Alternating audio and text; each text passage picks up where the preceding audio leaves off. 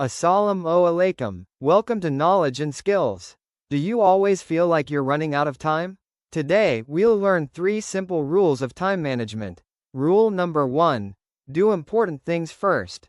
Every morning, write down your 3 most important tasks and complete them first. Everything else comes after. Rule number 2. Use a timer. Give each task a fixed time. For example, 25 minutes of work and 5 minutes of rest. This is called the Pomodoro technique. Rule number 3. Keep your phone away. Put your phone on silent while working. Just this one habit can save you an entire hour every single day. Remember, value your time, and success will find its way to you.